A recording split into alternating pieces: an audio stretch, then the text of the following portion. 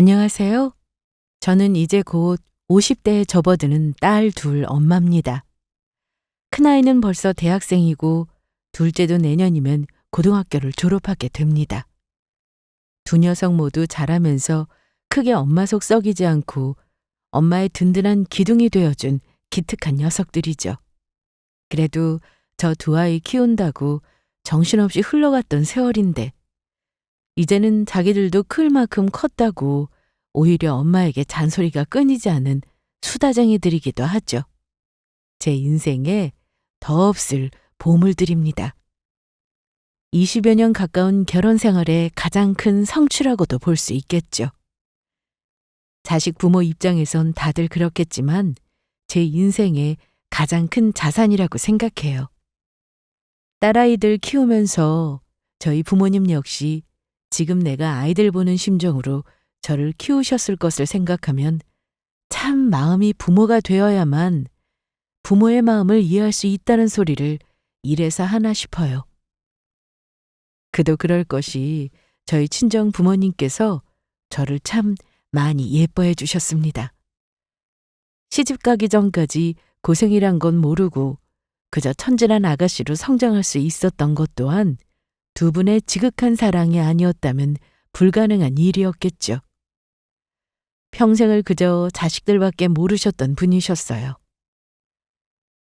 제가 위로 언니가 하나 있고 딸만 둘이에요. 지금이야 딸 바보니 뭐냐 하면서 딸 낳는 걸 더 선호하는 사람들 많아지기도 했고 예전처럼 아들만 귀하게 생각하는 시대는 아니지만 그래도 제 연배에는 집에 아들 하나 없는 것은 아쉽게 생각하는 분위기였죠. 딸만 있는 집은 집안 대 끊기는 것처럼 여기던 어른들도 많았고요. 저희 집도 넉넉하기는 했지만 딸만 둘이라는 이유로 부모님께서 싫은 소리도 적지 않게 들으셔야 했어요. 집안에 재산 좀 있으면 뭘 하나. 결국은 다 딸 자식 시집가고 남의 집 귀신 되면 다 남 좋은 일 하는 거지. 그건 넉넉한 환경인 저희 친정을 시기해서 하는 말이기도 했겠지만 사실 많은 사람들이 딸 자식이라 하면 시집 보낼 때까지 잘 키워서 남의 집 좋은 일 시키는 거라고 생각하는 경우도 드물지는 않았어요. 하지만 그런 소리 들을 때마다 코웃음 치는 저희 친정 아버지셨습니다. 자기들이 딸 자식을 그따위로 생각하니까 그런 소리를 창피한 줄도 모르고 하는 거지. 딸 자식 시집 가면 내 새끼 아니고 남의 새끼라도 된다냐? 그런 마음가짐으로 딸 자식 키우는 인간들이 시집 가기 전이라고 딸들 서럽게 하지 않았겠어? 저희 친정아버지는 자식이 딸만 둘이 있어서 그런지 그분 연배를 생각해 봤을 때는 꽤나 진보적인 사고방식을 가지신 분이셨어요. 결코 잘하는 일이라고 할 수는 없었겠지만 지금 할아버지라 불릴 만한 나이의 남성분들, 자식들에게 너무 살갑게 구는 걸 오히려 창피스럽게 생각하시는 분들도 적지는 않잖아요. 그러나 자기 가족들에게 다정하게 대하지 못하는 것을 오히려 못난 일이라고 생각하시는 아버지셨습니다. 밖에 나가서 남들한테 잘해봐야 하등 쓸모없어. 제 자식, 제 새끼들한테도 잘 못하는 놈이 밖에서만 대우받겠다고 사람 좋은 척하고 있는 걸 보면 그것만큼 웃은 꼴도 없더라. 그래서 저희 가족은 다른 식구들에 비해 유독 가족들과 함께 보내는 시간이 많은 편이었습니다. 어머니도 항상 저희 자매에게 최선을 다하셨지만 아버지가 저렇게 적극적으로 가족들을 챙기지 않으셨으면 불가능했을 일이었을 거라는 걸 알아요. 저희 아버지 같은 분이 결코 흔치 않으신 분이라는 것 또한 알고요. 나이 먹다 보니 딸 자식 괄시하고 가정 등한시해서 식구들 가슴에 생채게 하는 자격 없는 가장들도 적지 않다는 걸 알게 되더라고요. 그만큼 저희 아버지께서 다른 가장들에게 눈총을 받는 대상이 되었을 것이라는 것, 뒤에서 공초가 소리를 들으며 모자란 남자 취급당했을 것이라는 걸 모를 수가 없었어요. 그럼에도 항상 부끄러운 기색은커녕 가족들만 생각해 주시는 아버지셨습니다.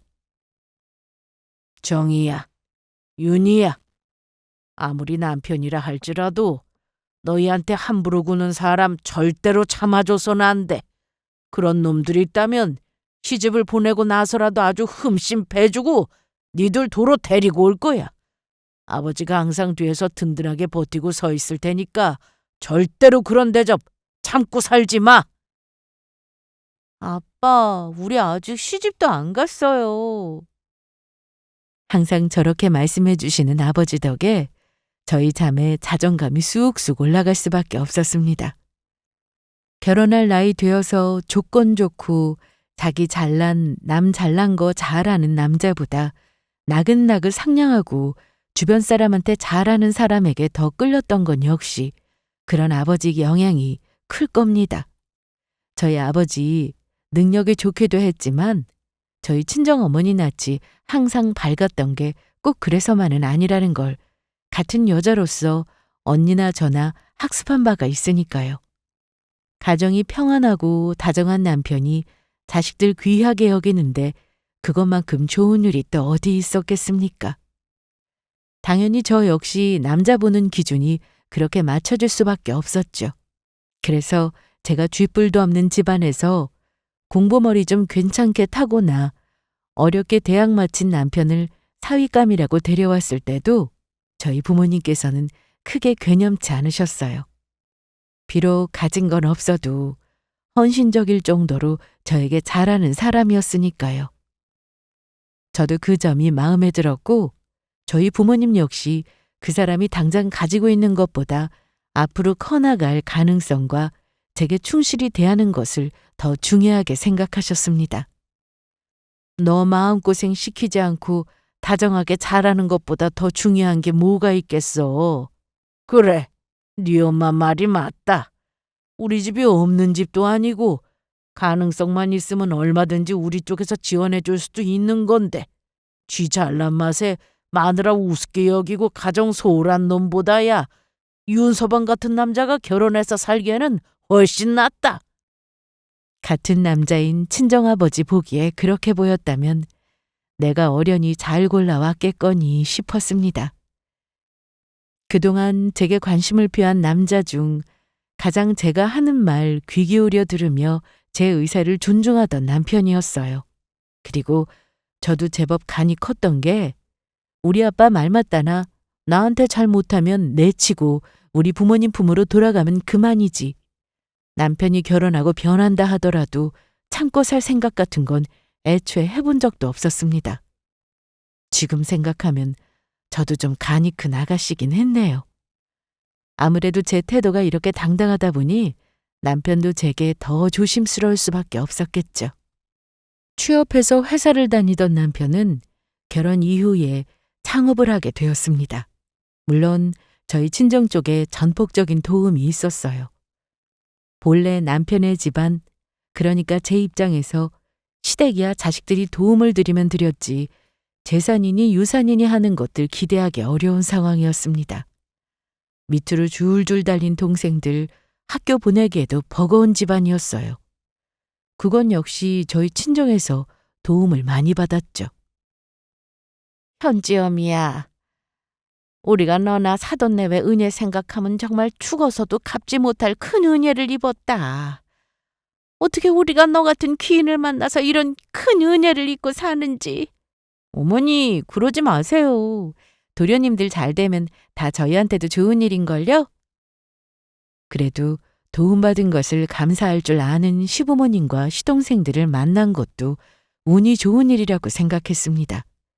물론 저희 친정 쪽에서 해준 걸 생각하면 그런 반응이 당연한 일이었습니다만 시댁이라는 게 꼭 그런 존재만은 아니잖아요.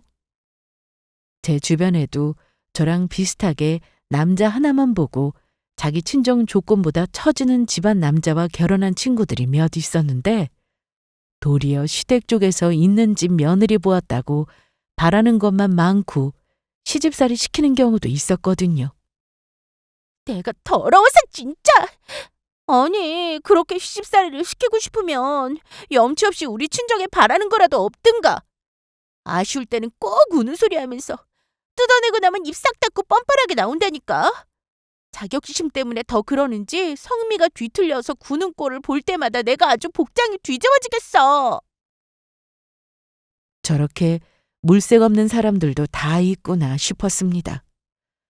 도움받을 건 받고 싶고 시집살이는 시집살이대로 시키고 싶고 아들 하나 보내놓은 게 뭐 그렇게 대단한 일이라고 아들 가진 유세를 떠는지 그런 얘기를 듣고 보니 저희 시댁이나 시동생들은 손녀같이 느껴지더라고요. 물론 제 입장에서 몇십 년 넘게 같이 지내면서 껄끄러운 점이 아주 없었다고 하면 거짓말이겠지만 기본적으로 베풀어 준 것에 대한 감사를 알고 염치를 아는 사람들이었습니다. 애초에 뭔가 크게 돌려받을 것을 기대하고 한 일은 아니었으니 그것만으로도 족하다고 생각했어요.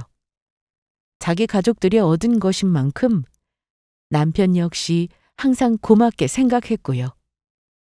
고마워, 현재 엄마. 내가 현재 엄마 아니었으면 지금 어떻게 이렇게 살 수 있었겠어? 이게 다 장인어른 장모님 덕이라는 거 잘 알고 있어. 앞으로도 내가 정말로 잘할게. 다 우리 부부, 우리 가족 잘 살겠다고 한 일이고 딸 자식인 저 행복하게 살라고 저희 부모님께서 도와주신 것이니 특별히 아깝다고 생각하지는 않았지만 그건 그거고 솔직히 남편이 저 만나서 인생 역전이라 할 만한 삶을 살게 된 건 사실이었죠. 뭐 저를 만나지 않았다면 남편이 회사 사장식이나 하고 살 수 없었다는 건 분명한 사실이었어요.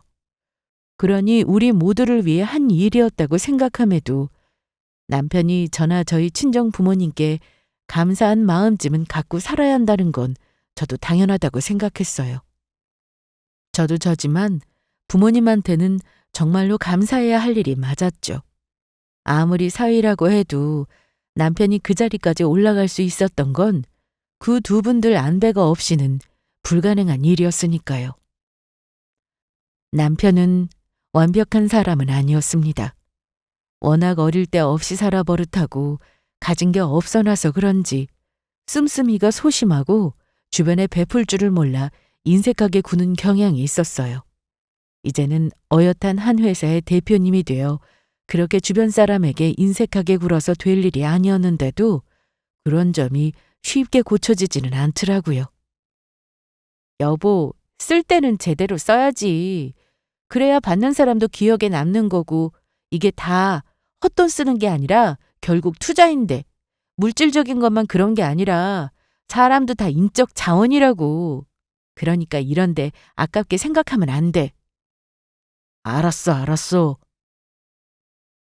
그런 쪽으로 모자란 부분이 보일 때마다 저 역시 조언을 아끼지 않았고 제가 그렇게 충고할 때마다 고깝게 생각하지 않고 남편도 잘 받아들였으니 그 정도 단점은 눈 감아줄 만하다고 생각했습니다. 그리고 밖에서는 그렇게 인색하게 굴어도 저나 저희 아이들한테는 아까운 것 없는 사람이었으니 그게 더 중요한 거겠지 생각했어요. 남편 회사 직원을 비롯한 사업적 인맥은 내가 좀 더 신경 써서 관리하면 되겠거니 했죠. 실제로 챙길 일이 있을 때마다 남편 회사 직원들에게 각별하게 마음을 쓴 저였습니다. 사모님, 이렇게 귀한 한우 세트까지 보내주시고 정말 감사합니다. 무슨 소리를. 부인이 출산한다고 몸이 많이 상했을 텐데 몸보신이라도 좀 하시라고 보냈어요. 갓난아이 돌보는 게 쉽지 않죠? 김 과장도 늦게까지 아이 돌보느라 몸 많이 상했을 텐데 몸 잘 챙기시고요. 매번 이렇게 직원들 대소사 다 챙겨주시면 마음을 써주시니 사모님한테는 정말 감사드립니다. 아, 뭘요. 내가 진작 더 신경을 써야 했는데. 솔직히 회사 직원들 상사인 남편보다도 저랑 직원들 사이가 더 좋았을 겁니다. 아무래도 이런 거 챙기는데 남편이 영 소질이 없었어요. 제가 한 번씩 회사 일 거들러 나가서 직원들 동향 파악 한 번씩 하지 않으면 같이 일하는 사람들 대소사도 모르고 지나가기 일수인 사람이었습니다. 그렇게 주변에 같이 일하는 사람들에게서 인망을 쌓아야 한다고 얘기를 하는데도 그게 맘처럼 잘 안 되는 모양이더라고요. 그러니 어쩔 수 없이 제가 더 직원들과 대화를 많이 하려고 노력하게 되더군요. 그러다 보니 남편 회사 직원들과는 서로 인간적인 정이 오갈 수밖에 없었습니다. 아무래도 사람이 자기한테 관심 가져주는 사람한테 더 마음이 갈 수밖에 없는 거고, 그런 식으로 개인적인 얘기도 자주 오가다 보면 사람 마음이라는 게 더 돈독해질 수밖에 없지 않겠습니까? 그러니까 남편 회사는 저희 친정 부모님 자본의 도움도 많이 받기도 했지만 그 회사를 유지하고 키워나가는 데 있어서는 저 역시 한 일이 아주 없다고 할 수는 없었어요. 어차피 남편이 잘 되어야 제가 잘 되는 거고 저희 가족이 잘 되는 거라고 생각했어요.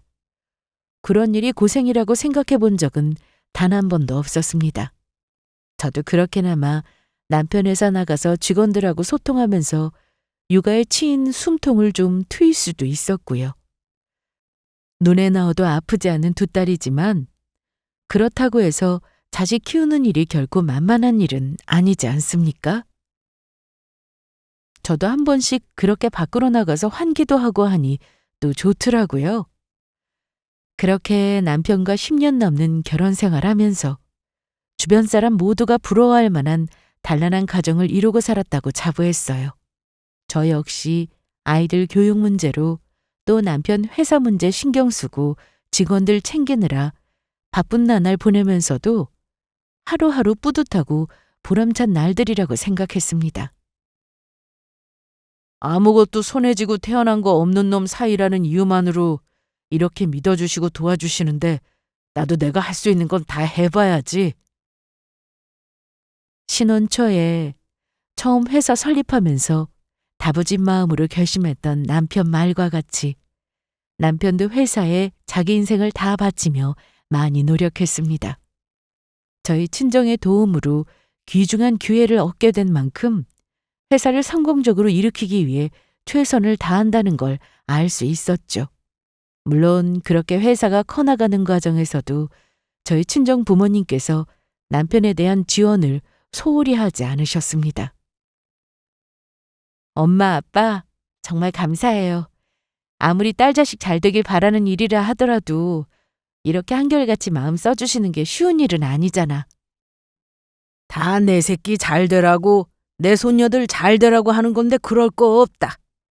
니들 힘들게 살고 가정에 분란 있으면 오히려 노인네들 마음이 더 힘든 거지. 지금처럼 그렇게 다복하게 잘 살아주는 것 외에 우리는 너희들한테 아무것도 바라는 거 없어. 그저 딸 자식에 대한 사랑으로 이 모든 전폭적인 지원을 아까워하지 않고 해주신 부모님이셨어요. 내가 참 복이 넘치는 사람이구나. 그러니 이리 자식 귀하게 여겨주시는 분들 밑에 안락하게 성장해서 좋은 남편 만나 예쁜 자식들 낳고 살 수 있는 거구나 싶어 항상 친정 부모님께 감사하는 마음이었습니다. 그러니 결혼 15주년 차에 접어들어 갑작스럽게 남편이 이혼을 요구했을 때 제가 얼마나 당황스러웠을지 상상이 가실까요? 저는 남편에게서 이혼 비슷한 낌새조차도 느껴본 적이 없었습니다. 불과 며칠 전만 하더라도 이번 결혼 15주년 기념으로 해외여행을 가면 어떨까 기대해 부푼 대화를 한 적까지 있었으니까요. 당신 대체 그게 무슨 소리야? 이혼이라니? 나도 심사숙고해서 내린 결론이야. 당신한테는, 당신 집안한테는 내가 워낙 당당하게 어려운 입장이니 그동안 얘기를 못했는데 그래도 서로의 인생을 위해서 더 이상 피할 수 없는 문제인 것 같아. 남편한테 그 소리를 듣는데 이게 도저히 현실이라고는 믿을 수가 없었습니다. 세상 다른 남자들이 다 배신을 해도 저 사람만큼은 절대 절 배신하지 않을 거라고 생각했습니다. 심지어 이혼하면서 이혼하는 이유조차 언급하지 않는 남편이었어요. 제 속이 뒤집어지는 건 당연한 일이었습니다. 이유가 있을 거 아니야. 이혼이 장난이야? 여태까지 아무 문제도 없다가 갑자기 이혼하자고 하는데 내 입장에서도 납득할 만한 얘기를 들어야 할 거 아니야. 문제가 없는 거라고 생각한 건 당신 입장이지. 솔직히 나는 지금까지 힘들었어. 없는 집안에서 태어나서 매번 장인 장모님께 손 벌리는 것도 자존심 상하는 일이었고, 당신은 모르겠지만 당신 모르게 나 마음 다치는 일도 적지 않았어. 그 소리를 듣는데 말문이 턱 막혔습니다. 그래요. 뭐 남편 입장에서는 도움을 받아야 하는 입장이니 그런 생각이 들 수도 있겠죠. 하지만 저랑 15년 가까이 살면서 한 번을 그런 소리 안 하다가 갑자기 자기도 힘들었다며 이혼 얘기를 하는데 제 입장에서는 날벼락이지 않겠습니까? 그리고 아무리 자기 딴에 서운한 점이 있다 하더라도 저희 부모님한테 그 어느 누구에게서도 받을 수 없는 어마어마한 은혜 입은 것만은 사실이었어요. 그렇다고 해서 저희 부모님이 사위한테 돈 해줬다고 회사 도와줬다고 거들먹거리며 생색을 내시는 분들도 아니셨습니다. 그저 딸 자식 행복하게 잘 살라는 마음으로 해주신 거였고 일하는 남편 번거로울까 싶어 자주 불러 올리지도 않은 분이셨어요. 팔이 안으로 굽어서가 아니라 솔직히 저 정도로 투자한 게 많으면 아쉬운 소리 한두 번쯤 하실 법도 한데 일절 그런 적 없으셨던 부모님이셨습니다. 남편의 이혼 요구가 더더욱 납득이 가지 않았어요. 생각할 시간이 필요하다는 저를 두고 간소하게 짐을 싸서 이미 호텔로 나가버린 남편이었습니다. 누구한테 차마 말도 꺼내지 못하고 혼자 집에서 머리를 싸매고 있는데 미칠 노릇이더라고요. 솔직히 가장 먼저 떠오른 게 여자 문제였습니다. 당신 혹시 여자 생겼어? 그런 거 아니라고 해도 그러네. 정말 내가 답답해서 내가 더 못 견디겠어서 하는 소리야. 대번에 제가 물은 말에 펄쩍 뛰는 남편이었습니다. 하지만 의심이 쉽게 사그라지지는 않았어요. 그럴 만도 하지 않았습니까? 이혼까지 요구할 정도로 저희 부부 사이에 문제가 있었는지 아무리 돌이켜봐도 떠오르는 것이 없었어요. 저 역시 남편이나 남편 일 잘 되라고 최선을 다하며 살아왔습니다. 더없이 완벽한 가정이라고 생각했던 게 불과 어제였는데 대체 뭐가 잘못된 건지, 내가 뭘 잘못한 건지 더러운 마음이 몰려들 수밖에 없었어요. 평소 저와는 돈독한 사이로 지내던 남편 회사 비서와 약속을 잡으면서도 솔직히 많이 망설여졌습니다. 아무리 10년 넘게 얼굴 봐오고 친밀하게 지냈다고는 하나 엄연히 가정사잖아요.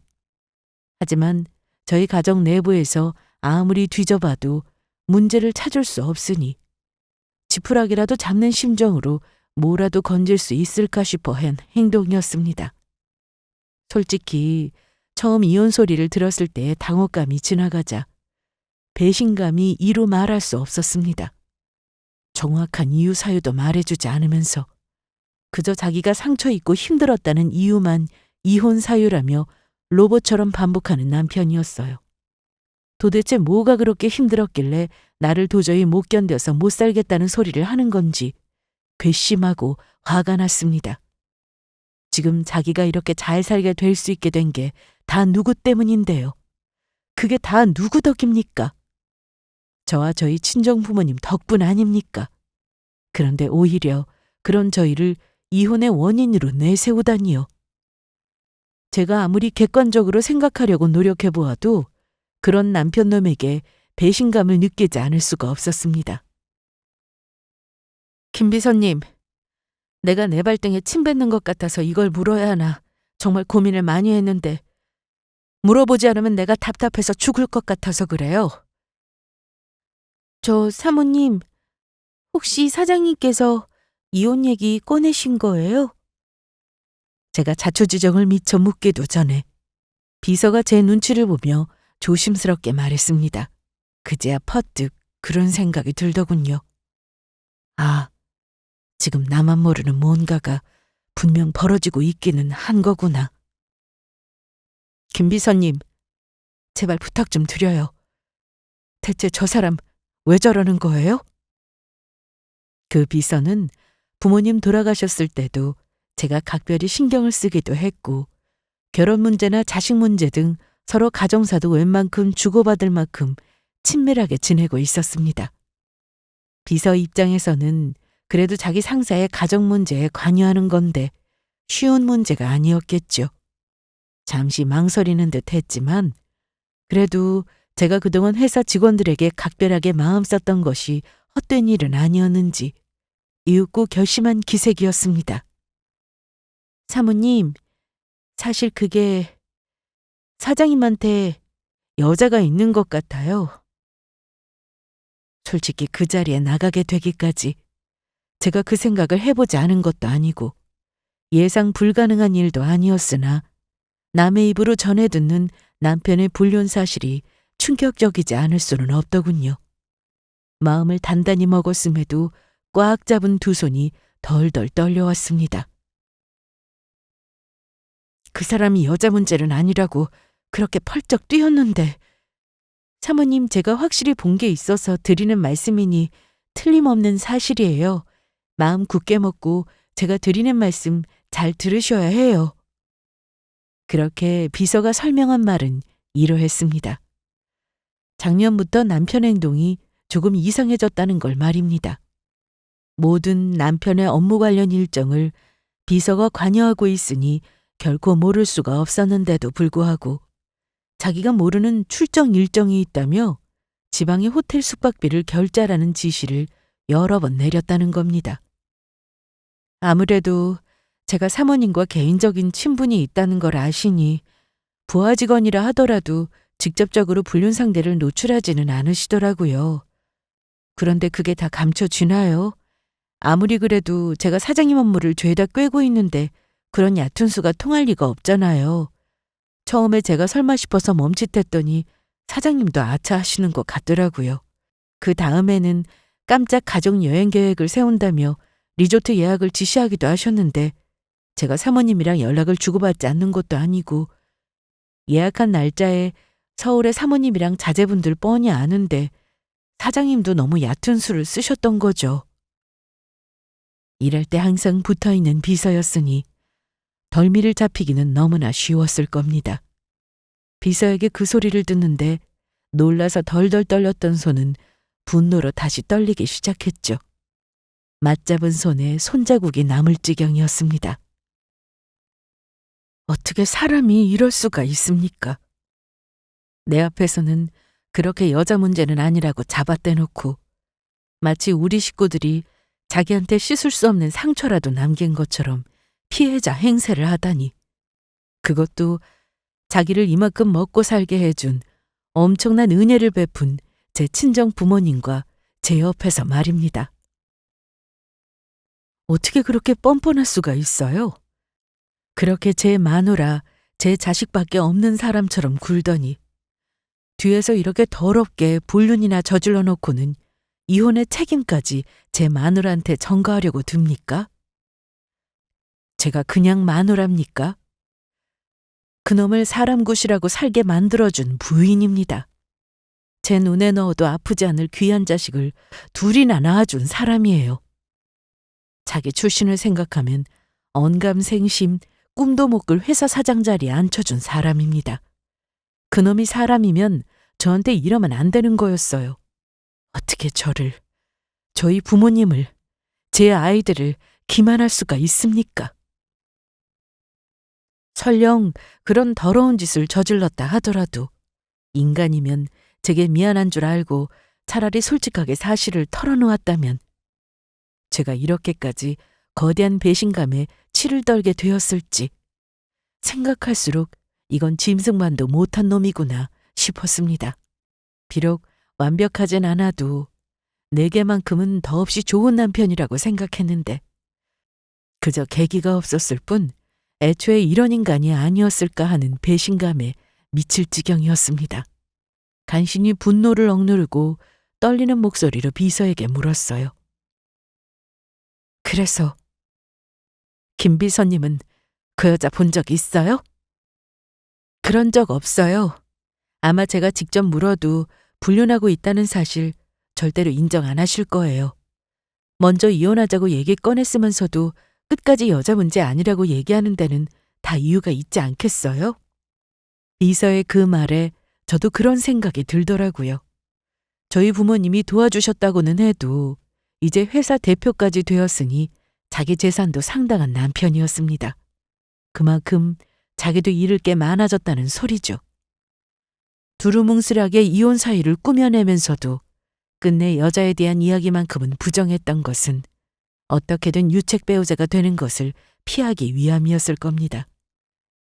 물론 자기 상사보다 상사 부인에게 더 신뢰를 가진 자기 부하 직원이 자신의 불륜 정황을 제게 알려줄 거라는 상상은 못했겠지만 말입니다.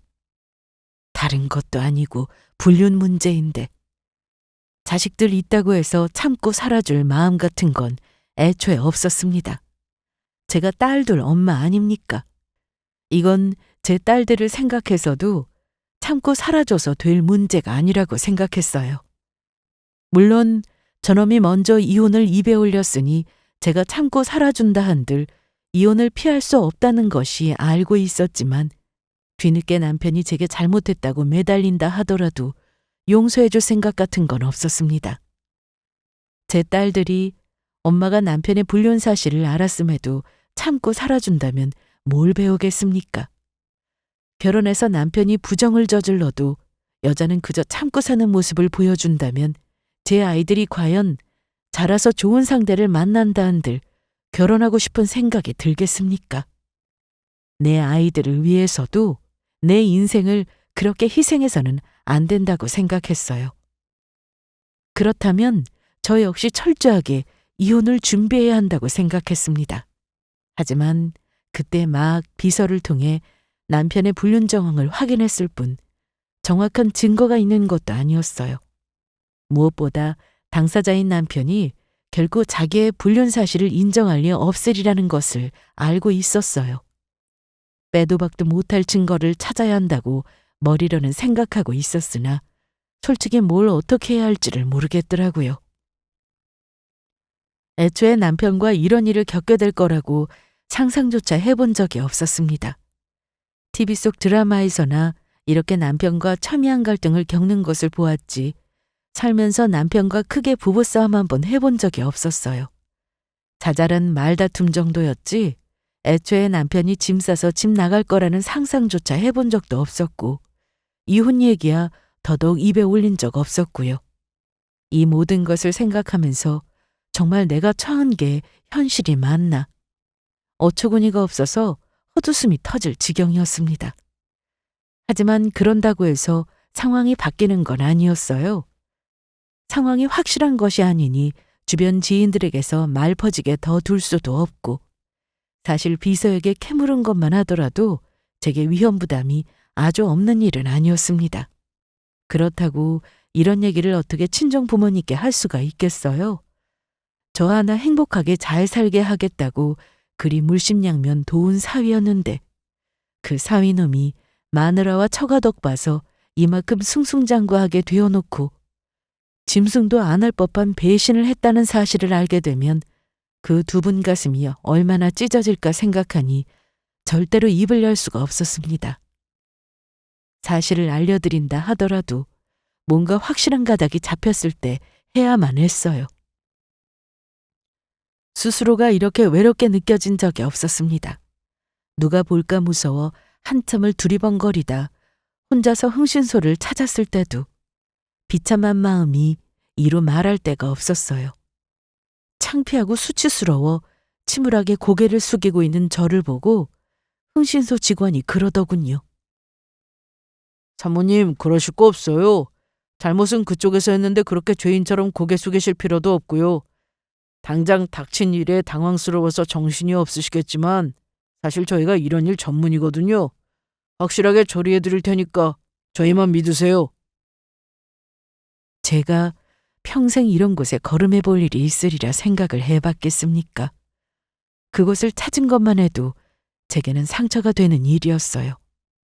생전 처음 보는 사람이 그리 말해주는데 비참하기도 하면서 약간은 위안이 되기도 하고 마음이 복잡했습니다. 남편의 임시 거처인 호텔까지는 흥신소 직원과 동행했어요. 두려운 마음이 들기는 했지만 그래도 정말 남편이 바람을 피우고 있는 것이 맞는지 정말 그게 맞다면 상간녀 낯짝은 한번 봐야겠다는 생각이 들었습니다. 그걸 보지 않고는 도저히 이혼 법정까지 갈 결심이 서지 않을 것 같았어요. 본륜이 맞으면 당연히 이혼을 해야 한다고 생각하면서도 그렇더라고요. 저 스스로에게도 충격요법이 필요하다고 생각했습니다. 흥신소 직원 차를 타고 호텔에서 빠져나온 남편을 미행할 생각이었는데 그럴 필요도 없었습니다. 상간녀 손을 잡고 희희낙낙하게 호텔방에서 지하주차장으로 내려오는 남편놈 낯짝을 보고는 그만 저놈을 찢어 죽이고 싶었어요. 제 두 눈으로 보고서야 남편의 불륜 사실을 인정할 수밖에 없었습니다. 집 나간 남편놈 낯짝은 아주 살판이 나 있었어요. 내 인생을 이렇게 지옥으로 만들어 놓고 내 신세를 이렇게 비참하게 만들어 놓고 우리 집안 덕 봐서 사람 노릇하고 살 수 있게 된 주제에 정작 저 살만하니까 주제도 모르고 나를 배신한 것도 모자라 바람까지 피워요? 인간이면 그러면 안 되는 거였어요. 선생님, 저놈 저거 법정에서 절대로 발뺌 못하게 증거 확실하게 잡아주세요. 저놈이랑 붙어있던 저 여자 누군지, 뭐 해먹고 사는 인간인지 토시 하나 빼놓지 않고 다 알아봐 주세요. 걱정 마세요, 사모님. 저희 이런 일에는 이골이 나 있어요. 며칠만 기다리시면 아주 뼛속들이 싹싹 발라다가 대령해 드릴 테니까 진정하시고 댁에 가 계세요. 그날부터 피가 마르는 며칠의 시간이 흘러갔습니다. 어떻게 저 인간을 밟아놔야 하나. 제 아빠가 출장가 있다고 철석같이 믿고 있는 두 딸아이의 아침을 먹이고 등교 준비를 시키면서도 속에서는 천불이 끓어오르는 듯 했습니다. 왜 이렇게 시간이 더디게 가던지요. 드디어 며칠 만에 의뢰한 흥신소 직원에게 남편의 부정이 잔뜩 담긴 자료를 넘치게 얻어낼 수 있었습니다. 사진 속 상간녀에게 넋이 빠져 희희낙낙하는 놈 꼴을 보고 다시금 속에서 불길이 치솟는 듯 했어요. 사모님, 희소식이라면 희소식이에요. 남편분 꾼한테 아주 제대로 당한 것 같은데요. 그게 무슨 소리예요? 이 여자 유령 회사의 명언까지 파서 아주 대단한 재력가라도 된 양 남편분한테 의도적으로 접근한 것 같더라고요. 네? 한마디로 공사 쳤다는 거죠, 뭐. 그렇게 말하는 흥신소 직원이 흥이 난 것 같았습니다. 보통 이런 사건은 여자 쪽에서 이혼을 제대로 해도 생채기가 남는 법인데 뜻밖의 흥미 요소가 남은 셈이니까요. 저는 또 저대로 남편의 불륜 사실도 모자라 상간녀가 보통 인간이 아니라는 것까지 접하였으니 놀라서 두 눈이 휘둥그레졌습니다. 남편 불륜 사실을 알았을 때만 해도 제가 더 놀랄 일이 있었을까 싶었는데 기껏해야 돈깨나 있는 남자물어 불륜이나 저지른 줄 알았던 여자가 명백한 의도를 가지고 접근했다는 소리를 듣자 저도 모르게 심장이 쿵쿵 뛰는 것만 같았습니다.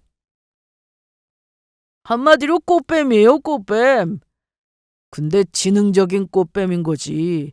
남편분이 사모님하고 친정 도움을 많이 받았다고 하셨죠?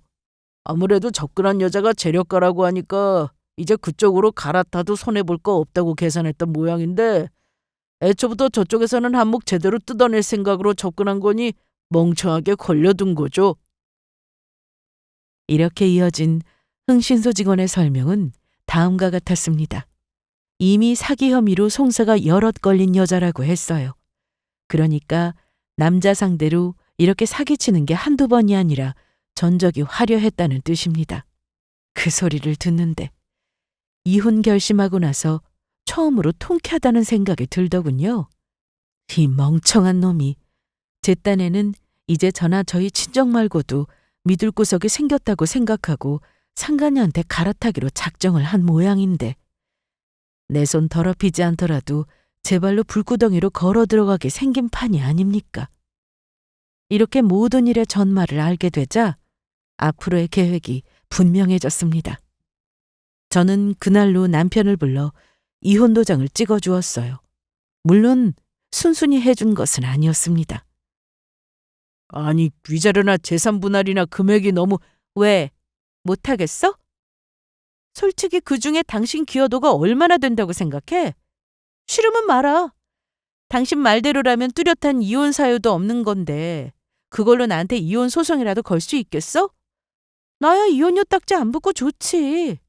애초부터 내 덕, 우리 부모님 덕 안 봤으면 이게 가당키나 한 거야? 이혼한다는 소리 했을 때 이 정도는 토해낼 각오했었어야지.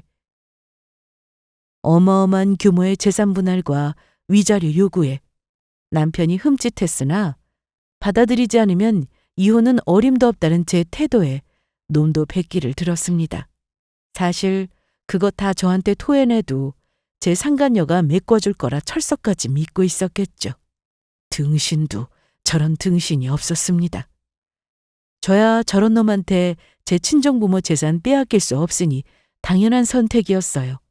물론 그것만으로 성에 차지는 않았지만 곧 돌아올 업보를 생각하면 못 기다려줄 것도 없었습니다. 합의 이혼이다 보니 일사천리로 모든 일이 진행되었습니다.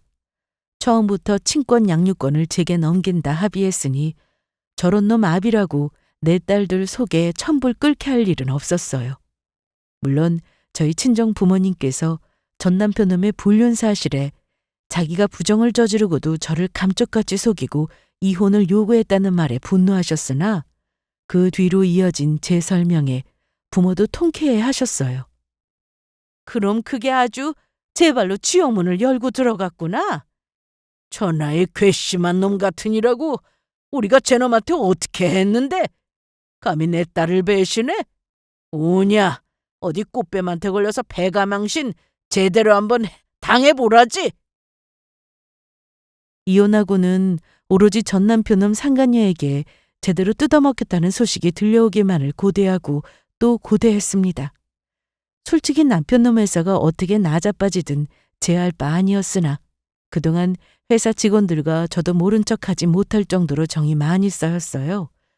제게 신의를 지켜줄 입 무거운 몇몇 직원들에게는 다는 아니지만 대충의 상황을 설명하고 저희 친정 부모님 통해서 이직 자리까지 알아봐준 참이었습니다. 회사 입장에서는 회사 존속이 걸려있을 만큼 핵심 직원들이 한꺼번에 여럿이 동시에 빠져나가게 된 셈이었습니다. 가뜩이나 투자한 자본금까지 회수하게 되었는데 일 잘하는 직원들이 한꺼번에 회사를 떠나게 되었습니다. 회사가 휘청거리지 않을 수가 없었어요. 그렇다 하더라도 처음에 그놈은 낙관했을 겁니다.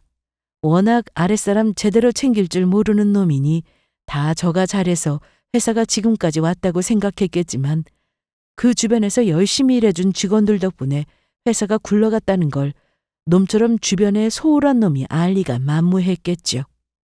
사실 실무는 그런 사람들이 다 보는 법 아니겠습니까?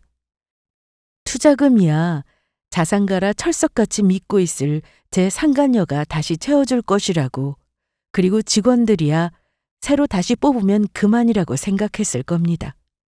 그런 그놈의 기대가 처참히 무너지는 데는 채 1년이 걸리지 않았어요.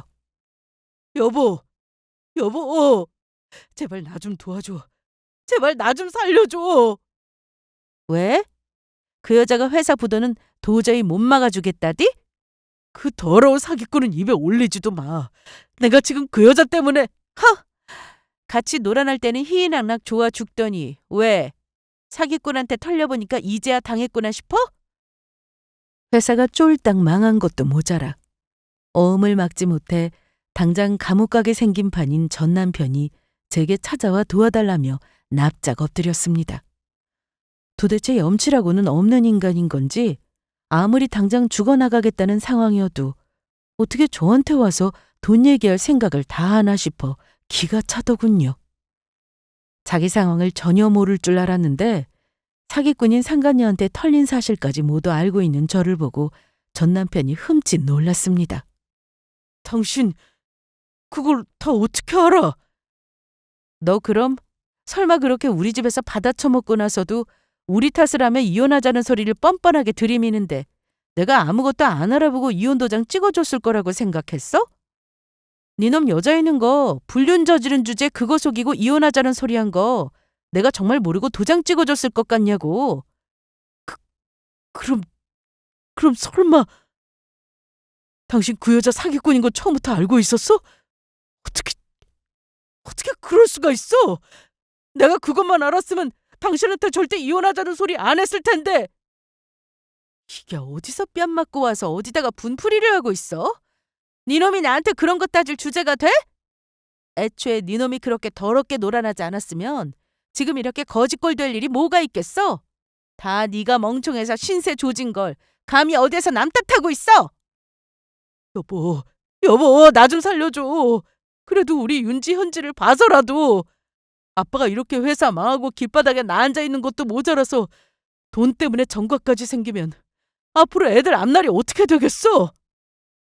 애들 앞날을 생각하는 인간이 자식을 생각한다는 놈이 그따위 짓거리를 벌였어? 니놈은 아비도 아니야. 어차피 니놈이 앞으로 우리 애들 앞에 낯짝 들이밀 일도 없을 텐데 걱정을 하려면 그 사기꾼년이랑 놀아날 때 했었어야지. 그리고 회사 망한 거? 그건 그냥 네 깜냥이 그것밖에 안 돼서 그런 거야. 애초에 나 아니면 우리 친정 부모님 도움 아니면 아무것도 아니었던 놈이 그 덕에 좀 살만해졌다고 다 저 잘나서 그런 줄 알고 설치다 아주 꼴 좋게 됐구나. 내가 이혼 도장 찍은 날부터 니놈 이 꼴 되길 얼마나 바란 줄 알아? 천년 묵은 응어리가 다 씻겨 내려가는 기분이다. 여보 제발. 지금 누구더러 여보라는 거야? 남난된 지 벌써 1년이 됐구만. 아우 고소해. 제가 생각해도 악랄하다 싶을 정도로 그놈 앞에서 고소하다는 티를 내고 또 냈어요. 그 정도 자격은 있지 않겠습니까? 이날 이때를 위해 그리 순순히 이혼 도장을 찍어줬는데 그날의 기쁨을 만끽해야죠. 결국 그 사기꾼이라는 여자도 잡히기는 했습니다. 좋은 구경하겠다 싶어서 재판 방청 갔을 때 법정에서 서로 머리채 잡고 죽인을 산해하는 모습이 굉장한 볼거리가 되어주었습니다.